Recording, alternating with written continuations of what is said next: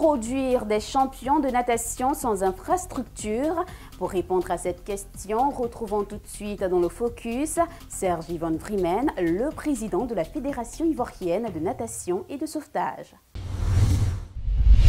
Ancien champion de natation, Serge Yvonne Vremen est à la tête de la fédération pour un deuxième mandat depuis 2016.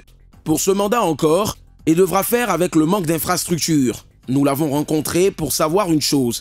Comment produire des champions de natation sans infrastructure? Et comme le football ivoirien, le premier responsable a une solution binationale qui marche bien. Au niveau national, on a d'abord cette première difficulté de disposer d'un bassin quotidien pour l'entraînement. Mais pourquoi nous existons? Parce que nous avons fait la démarche aussi, je dirais, dès le départ, d'aller vers les binationaux. D'ailleurs, nous ne sommes pas la seule discipline. On voit un peu au niveau du football la polémique qui est élevée. Mais il faut simplement savoir que ces athlètes-là disposent, là où ils sont, de niveaux d'infrastructure assez élevés. Et donc, bon, parfois, ils arrivent à faire de très bonnes performances. Est-ce que nous devons les rejeter? Non. Maintenant, ici, est-ce que nous devons aussi, parce que nous disposons d'athlètes binationaux, je dirais, qui arrivent à s'entraîner, s'arrêter là? Non, nous devons continuer ici le combat pour promouvoir cette discipline-là, cause pour laquelle on essaie d'être présent dans des bassins, que je dirais des bassins un peu ludiques, qui sont des bassins d'apprentissage tels que Bingerville, Bassam ou Dabou. Si au niveau local, les choses ne semblent pas bouger bien avec les nageurs binationaux comme Thibaut Téflan et Patinier, la Côte d'Ivoire assure. Yvon Vremen s'est donc mis à la chasse aux nageurs binationaux. Nous avons répertorié 73 athlètes dits binationaux.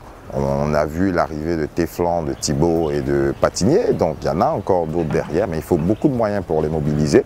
Moi, j'essaye personnellement, je dirais, d'aller vers cette démarche-là qui pourrait demain, par le fait de glaner de médailles, on voit aujourd'hui avec le taekwondo en étant champion olympique, l'effet que ça apporte au niveau de la nation entière.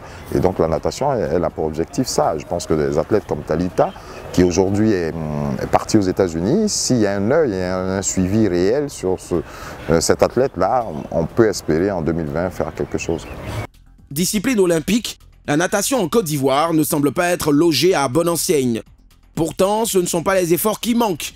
S'investissant personnellement dans la préparation des nageurs ivoiriens avant les grandes compétitions, Vremen reste aujourd'hui sur sa faim, car ne bénéficiant pas de soutien quand il le faut. Aujourd'hui, son regard est fixé vers l'État ivoirien, seul sauveur de la natation ivoirienne. C'est le seul sport qui sauve des vies. Donc en fait, il faut changer la culture, la perception de cette discipline-là et savoir que tout le monde a besoin de savoir nager. Et donc, il faudrait que l'implication au niveau étatique soit large. La fédération, elle seule, ne peut pas promouvoir cette discipline. Pourquoi? Parce qu'il faut avant tout des infrastructures face. Et c'est le nœud gordien un peu de notre discipline. Sans piscine, il n'y a pas de natation.